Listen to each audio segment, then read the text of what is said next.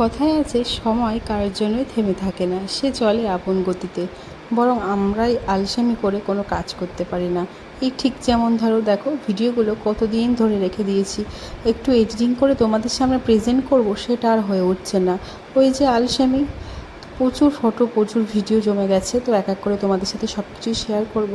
তো দেখো, আমরা তো লোকনাথ গেছিলাম, এক একটা পার্টে তোমাদেরকে দেখিয়েছি সব কিছু, বা ছোটো ছোটো ব্লগেও তোমরা দেখেছো।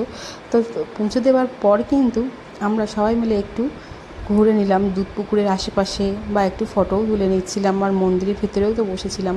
তারপর কখন সেই একটার সময় আর কি ভোগ প্রসাদ পাবো, তাই জন্য ভাবলাম শুধু বসে বসে আর কি করবো, চলো একটু দোকানগুলোতে দেখে নিই কী কী আছে না আছে। আর একটু বাইরে গেলে কিছু কেনাকাটা না করলে যেন ভালো লাগে না। তো যাই হোক, এখানে তো বেশিরভাগ সব ঠাকুরের মূর্তি, আরও অনেক জিনিসপত্র আছে, তাই এক এক করে করে সমস্ত দোকানটা একটু ঘুরে দেখছিলাম কী কী নেওয়া যায় না নেওয়া যায়। তো দেখো, এখানে কয়েকটা ঠাকুর পছন্দ হয়েছিল। এই যেমন আমার ঘরে জানো তো 3টে শিবলিঙ্গ আছে, তো ভাবছি কি 3টেকেই মন্দিরে দিয়ে একটা বড় দেখে শিবলিঙ্গ মানে প্রতিষ্ঠা করব।